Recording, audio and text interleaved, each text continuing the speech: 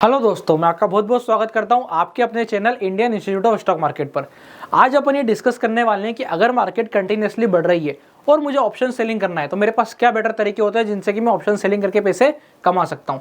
ये मैं आप लोगों को ऑलरेडी भी बता चुका हूं, पर क्या होता है कि एक चीज को सीख करके समझ जाने से हमको आ तो जाता नहीं है, हमें कंटिन्यूसली उसके ऊपर एक तो प्रैक्टिस करनी पड़ती है और साथ साथ रिविजन भी करना पड़ता है। तो आप ये मान के चलो कि ये क्या है कि रिविजन वीडियो है जो क्या बताती है कि अगर मार्केट ऊपर की तरफ बढ़ रहा है तो मुझे यहाँ पर अगर ऑप्शन सेलिंग करके पैसा कमाना है तो क्या तरीका अवेलेबल है। अब आप देखिएगा यहाँ पे आप दो तरीके से पैसा कमा सकते हो। पहला तरीका क्या आएगा कि आप डायरेक्शन कैच करने में बहुत एक्सपर्ट हो। अब डायरेक्शन कैसा, आपको ये पता है निफ्टी कैसे चलती है, मैं एक बार दिखाता हूँ। यहाँ पर निफ्टी जो है, निफ्टी के चलने का तरीका कैसा होता है कि जब हम देखते हैं यहाँ पर कि ओवरऑल निफ्टी जो है अगर आप देखोगे तो एक ब्रॉड वे में ऊपर की तरफ मूव करती है। ये तो पहला तरीका हो गया। अब यहाँ पे इसमें मार्केट छोटे छोटे करेक्शंस करते रहता है। तो ये जो छोटे करेक्शंस आते हैं, इस छोटे करेक्शंस को अगर आप आइडेंटिफाई कर लेते हो और ओवरऑल ब्रॉड वे में मार्केट को नीचे से सपोर्ट के आसपास से उठाना जानते हो, जैसे ये सपोर्ट बना, ये सपोर्ट बना, प्राइस फॉल करेगी, जंप करेगी। अब जैसे ये वाला फॉल था, क्या ये वाला फॉल सपोर्ट बना? नहीं बना। यहाँ पर ये जो टर्न था ये रैंडम टर्न था।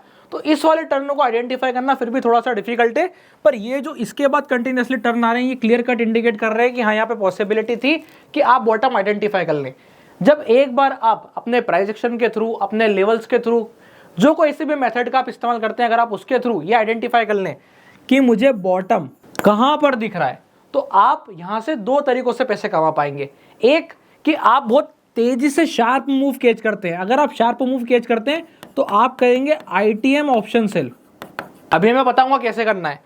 और अगर आप शार्प मूव कैच नहीं कर पाते हैं, आपको नहीं पता कि प्राइस यहां करके ऐसा बड़ा मोमेंटम करेगी, या आपको नहीं पता कि प्राइस ये वाला फॉल लेके ऐसा मूव कर सकती है, तो ऐसे में आप करेंगे OTM option selling.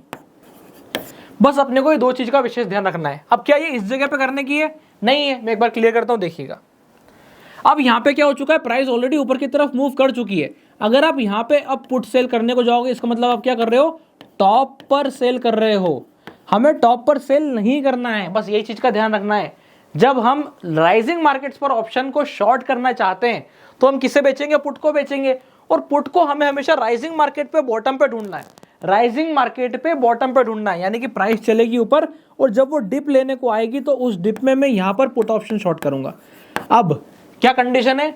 If I am perfect in identifying the direction, तो मैं आईटीएम ऑप्शन शॉर्ट करूंगा। मतलब निफ्टी चल रही है 22,000 तो मैं 22,500 का पुट ऑप्शन बेचूंगा।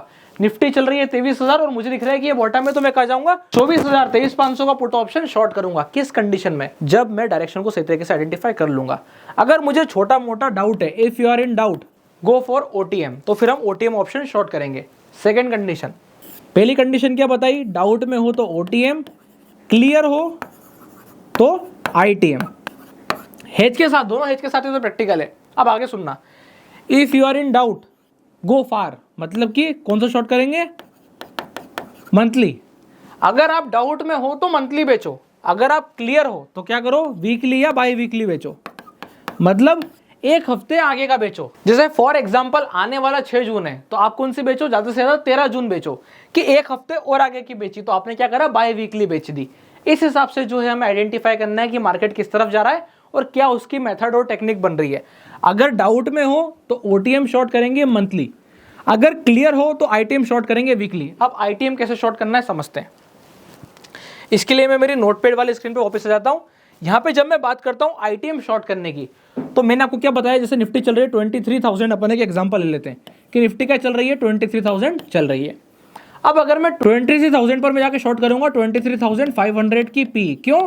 क्योंकि मैं श्योर हूं मुझे डायरेक्शन क्लियर कट दिखाई दे रहा है। जब डायरेक्शन क्लियर कट दिखाई दे रहा है तो 23,500 की पी हम शॉर्ट करेंगे।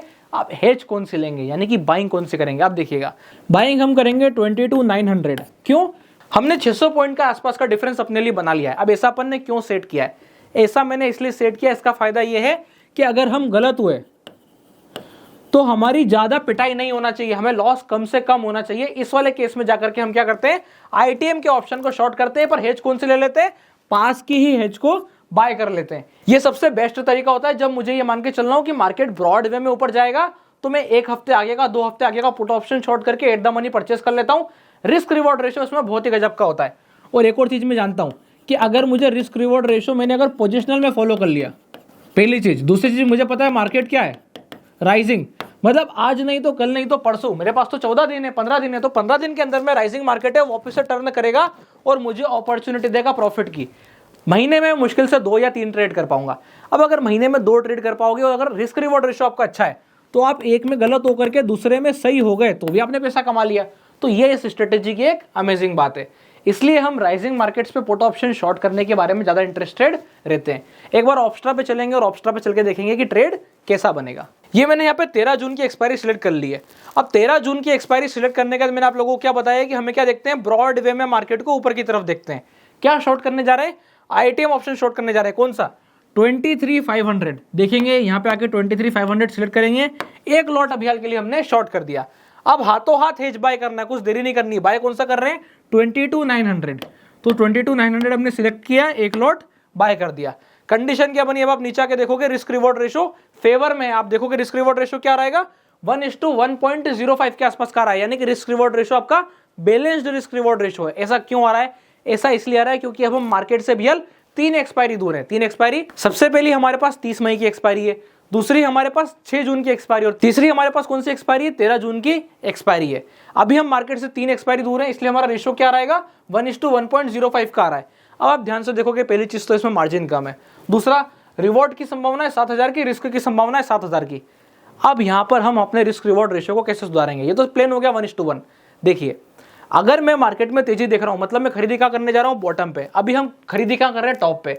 तो ये अपन एक एज ए एग्जांपल समझ रहे हैं कि हमें मार्केट ब्रॉड वे में अगर ऊपर की तरफ दिखाई देता है फ्रॉम बॉटम, जब मार्केट ऐसा ऊपर चल के जब नीचे की तरफ आएगा और बॉटम बना के फिर मूव करेगा, उस वाले समय पे आप जब इस वाले ट्रेड को प्लान करोगे तो आप देखोगे कि it will work much better. अभी कंडीशन क्या है, अभी आप यहां पर हो, अभी आप कहां पे हो, यहां पे हो। जैसा कि अभी अपन ने यहां पे चार्ट पे भी देखा कि हमको कंडीशन क्या दिखाई देती है, अपन एकदम अभी टॉप पर है। तो इस टॉप पे होने के कारण हम एक डाउट में होते हैं कि यहां से मार्केट क्या कैरी फॉरवर्ड कंटिन्यू करेगा। तो हमें इस टॉप पे जाकर के एकदम से ट्रेड नहीं करना है। स्ट्रेटेजी कौन सी है, स्ट्रेटेजी है कि जब मार्केट रिवर्ट करेगा, तो जब मार्केट रिवर्ट करेगा, जब वो अपने मीन पर आएगा, एक एवरेज पे आएगा, एक बैलेंस्ड स्टेट में आएगा, उस बैलेंस स्टेट पे हम जाके पुट्स के ट्रेड बनाएंगे, ताकि हम अल्टीमेटली ऊपर की तरफ जब मार्केट मूव करें तो प्रॉफिट जनरेट करें। उस वाले समय पे ये ट्रेड बहुत ही शानदार तरीके से वर्क करेगा। अगर आप लोगों को समझ में आया हो कि कैसे हमें राइजिंग मार्केट्स पर ऑप्शन सेलिंग करनी है, तो वीडियो को लाइक कीजिएगा, चैनल को सब्सक्राइब कीजिएगा। मैं वीडियो को खत्म करने से पहले एक चीज और बोलना चाहूंगा कि सुनने में थोड़ा सा ये अजीब जरूर लगेगा कि अब पुट ऑप्शन शॉर्ट करने की बात हो रही है, वो भी बॉटम पर। ऐसा होता है क्या, जी हाँ, बिल्कुल ऐसा ही होता है। देखिए, निफ्टी का बाय नेचर काय का ट्रेंड है, ऊपर की तरफ चलने का ट्रेंड है। बिल्कुल अचंभा करने की बात नहीं है अगर यहाँ से निफ्टी कुछ समय हमको 25,000 दिखाई दे, 27,000 दिखाई दे, ऐसी कंडीशंस बनती है। तो ऐसी कंडीशंस में अगर आपको कंटिन्यूअसली ऑप्शन से प्रॉफिट कमाना है पोजिशनल बेसिस पे, तो क्या टेक्निक बनती है, सिर्फ और सिर्फ पुट ऑप्शन से टेक्निक बनती है।